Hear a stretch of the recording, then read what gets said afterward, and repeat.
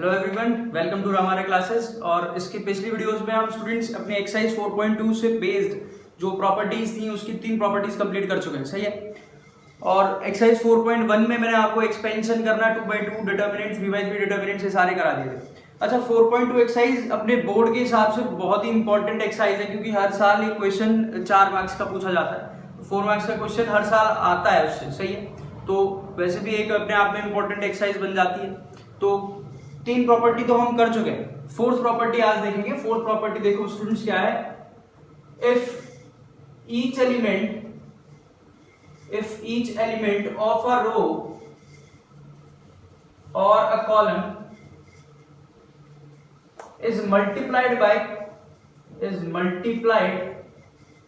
by any scalar or any constant k, then the value of determinant gets multiplied by k. तो क्या मतलब है इसका कि अगर आपने किसी भी डिटर्मिनेंट की एक रो या एक कॉलम को कोई भी कांस्टेंट k से मल्टीप्लाई किया तो उसकी पूरी वैल्यू k से मल्टीप्लाई हो जाती है। चेक करके देखते हैं क्या है। मान लीजिए कि मेरे पास एक डिटर्मिनेंट डेल्टा दे रखा है और वो क्या है a1 b1 c1 a2 b2 c2 a3 b3 और c3। अब मैं आपसे कह रहा हूं कि इस डिटर्मिनेंट डेल्टा में k से मल्टीप्लाई कर दीजिए, सही है। तो k से जब आप इसमें मल्टीप्लाई कर रहे होंगे a1 b1 c1 a2 b2 c2 a3 b3 और c3 में, तो ये आपको कुछ ऐसा करना होगा कि आप इस k को किसी भी एक रो रो 1 रो 2 रो 3 या किसी भी एक कॉलम c1 c2 c3 में मल्टीप्लाई करेंगे। आप इसको मैट्रिक्स की तरह मल्टीप्लाई नहीं करेंगे। मैट्रिक्स में क्या करते थे आप, जैसे मान लीजिए मैट्रिक्स ऐसे है a b c d और आपसे कहूं कि k से मल्टीप्लाई कर दो, तो आप तो उसमें हर एलिमेंट में मल्टीप्लाई कर दिया करते थे, चाहे वो रो हो चाहे फिर वो कॉलम हो, सही। लेकिन डिटर्मिनेंट में ऐसा नहीं होता। डिटर्मिनेंट में क्या होता है कि इस k से मल्टीप्लाई एक ही रो में करेंगे या फिर एक ही कॉलम में करेंगे। तो जिसमें मर्जी हो आप उसमें कर सकते हैं, चाहे रो 1 में कर दीजिए, चाहे रो 2 में, चाहे रो 3 में, चाहे c1 में, चाहे c2 में, चाहे c3 में। मैं यहाँ रो 1 में कर दे रहा हूं तो क्या मिलेगा, k a1 k b1 k c1 a2 b2 c2 and a3 b3 c3। इसीलिए यहां पर देखो आप क्या लिखा हुआ है, अ सिंगल रो। अगर हर एलिमेंट को मल्टीप्लाई करो किसके, एक सिंगल रो या एक सिंगल कॉलम के हर एलिमेंट को मल्टीप्लाई करो किससे, कोई भी एक कांस्टेंट नंबर से, तो क्या होता है उस पूरे डिटर्मिनेंट की वैल्यू, इस डिटर्मिनेंट की जो भी वैल्यू आएगी वो पूरी किस मल्टीप्लाई होगी इस k से, सही है। चेक करके देखते हैं, इसकी डिटर्मिनेंट वैल्यू निकाल लेते हैं। मैं इसको बता देता हूं, इसको कोई काम नहीं है।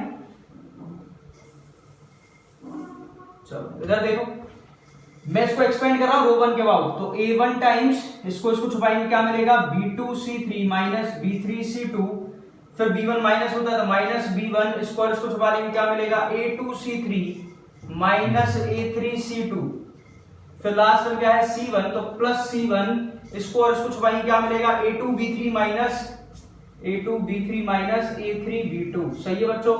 अच्छा, मुझे अब आप इसकी वैल्यू बता देना क्या आएगी इस डिटर्मिनेंट की, तो इसको भी हम एक a1 रो 1 के बाद एक्सपेंड कर लेते हैं। पहला एलिमेंट क्या है k a1, स्क्वायर इसको छुपाओगे क्या मिलेगा, b2 c3 minus b3 c2 minus k times b1 square, इसको छुपाएंगे क्या मिलेगा, a2 c3 minus a3 c2, फिर k times of c1 square, इसको छुपा लेंगे क्या मिलेगा, a2 b3 minus a3 b2, सही है।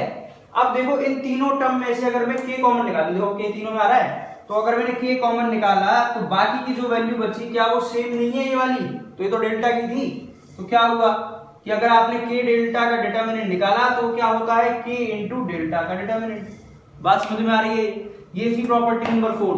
अच्छा, एक बात और समझो यहीं पे कि अगर कोई भी एक डिटर्मिनेंट मान लो ऐसे दिया हुआ है और आपको इसमें से k कॉमन निकालना है, तो हम k कॉमन किसी भी एक रो या एक कॉलम से भी निकाल सकते हैं। भाई इसको मैं ऐसे कहूं कि अगर आप k का मल्टीप्लाई एक रो या एक कॉलम में कर रहे हैं तो ऐसा भी तो कह सकता हूं कि हम कॉमन जब निकालेंगे तो एक रो या एक कॉलम से निकालेंगे, ठीक है, बहुत बढ़िया बात है।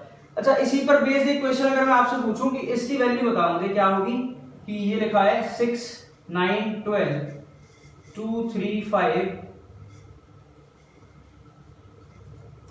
इस डिटर्मिनेंट की वैल्यू क्या होगी बता सकते हो आप मुझे?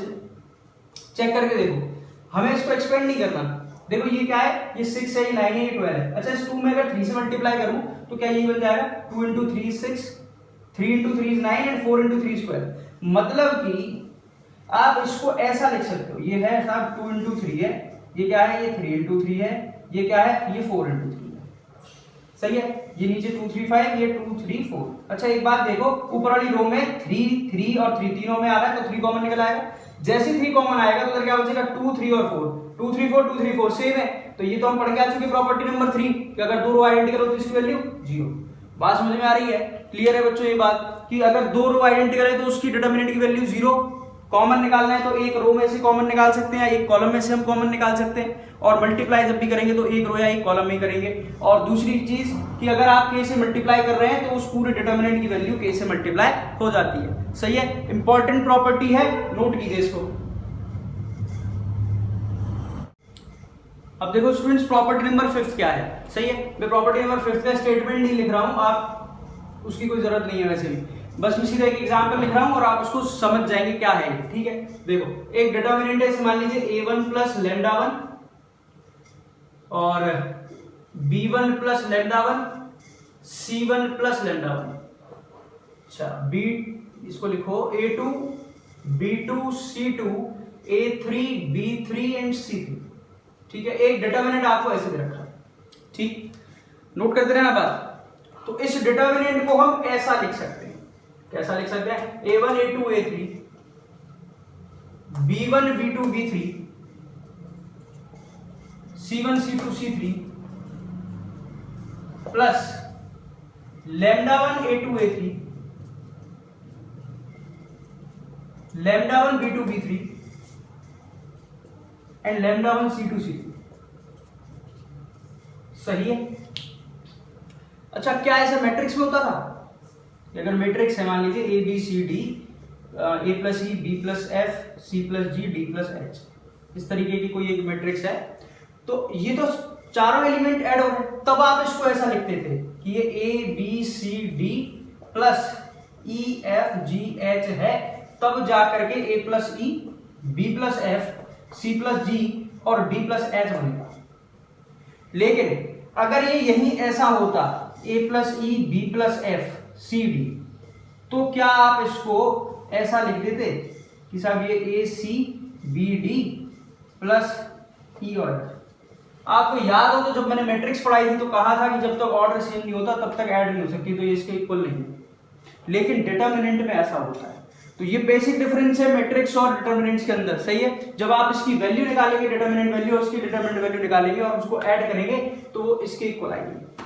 बात समझ में आ रही है। तो क्या प्रॉपर्टी मिली हमें फिफ्थ कि कोई भी एक रो या एक कॉलम अगर दो नंबर्स के सम से या डिफरेंस से बन रहा है तो हम उस पूरे डिटरमिनेंट को सम या सब्ट्रैक्शन की तरह से एक्सप्रेस कर सकते हैं।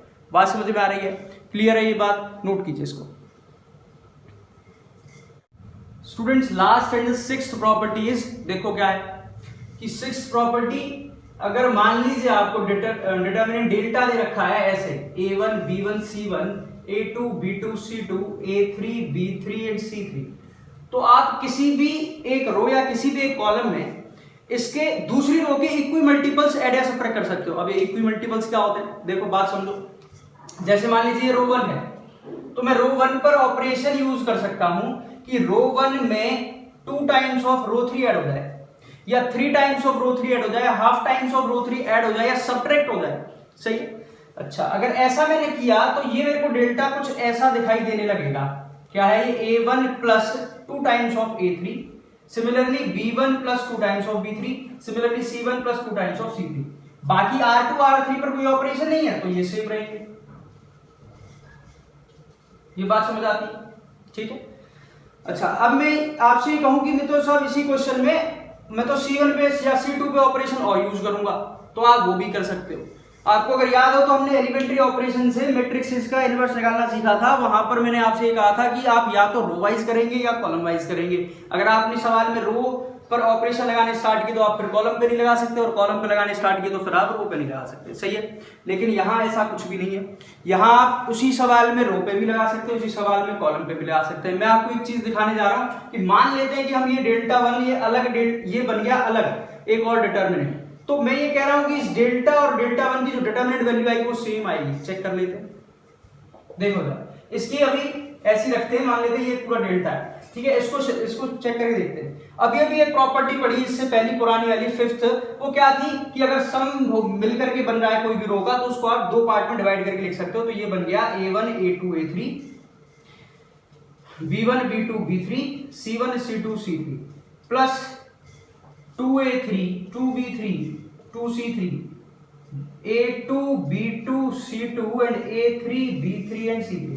एक बात चेक करो या एक बात नोट करो इधर, ये 2 जो है कॉमन आ रहा है रो 1 में से, तो यहाँ बाहर आ जाएगा 2 यूजिंग प्रॉपर्टी फोर्थ। एक रो या एक कॉलम में से हम कुछ भी चीज कॉमन निकाल सकते हैं अगर आ रही है तो 2 कॉमन आ गया। यहाँ क्या बचेगा a3 b3 c3, a3 b3 c3, दो रो तो आइडेंटिकल हो गई। अरे महाराज इसकी वैल्यू तो 0 हो गई कि नहीं हो गई? अगर ये 0 हो गया तो ये तो डेल्टा 1, ये तो क्या था, ये तो डेल्टा था, तो डेल्टा 1 किसके बराबर आ गया? डेल्टा के। इसका मतलब क्या बात प्रूफ हुई यहाँ से कि अगर आप किसी भी रो या किसी भी कॉलम में इक्वी मल्टीपल्स किसी दूसरी रो या दूसरे कॉलम के ऐड करते हो या सब्ट्रैक्ट करते हो तो उस डिटरमिनेंट पर कोई फर्क नहीं पड़ता है। बात समझ में आ रही है? ये 6 प्रॉपर्टीज हैं अपनी और इनको हम यूज करने वाले हैं एक्सरसाइज 4.2 के अंदर, सही है? तो अभी आप इसको नोट करेंगे, मैं इसके क्वेश्चन कराता हूं आपको, ठीक है? नोट कीजिए स्टूडेंट्स, ये आपकी एक्सरसाइज 4.2 के क्वेश्चन नंबर फर्स्ट और क्वेश्चन नंबर थर्ड। चलो पहला क्वेश्चन करके देखते हैं क्या है। आपको एक्सपेंशन नहीं करना है, आपको प्रॉपर्टीज और डिटरमिनेंट्स का इस्तेमाल करते हुए इस डिटरमिनेंट की वैल्यू 0 आएगी ऐसा प्रूफ करना है, सही है? चलो देखो क्या है, ये क्या है भैया, रो, ये कॉलम 1 है, ये कॉलम 2 है, ये कॉलम 3 है। अब चेक करना ये कॉलम 3 जो है ये x प्लस है, इसका मतलब कॉलम 1 प्लस कॉलम 2 को मिलकर के बन रहा है। भाई कॉलम 1 में अगर कॉलम 2 को ऐड कर दिया जाए तो कॉलम 3 बन रहा है या नहीं बन रहा है? या फिर इसको हम ऐसा भी सोच सकते हैं कि यूजिंग प्रॉपर्टी नंबर 5 एक कॉलम अगर दो के सम के साथ बन रहा है तो उसको एक्सप्रेस किया जा सकता है दो के अलग अलग डिटरमिनेंट्स में। तो आप कैसे भी कर लीजिए। देखो प्रॉपर्टी नंबर 5 अगर मैं इसमें यूज करूं तो क्या बन जाएगा, x y z a B c, एक बार एक्स वाई जेड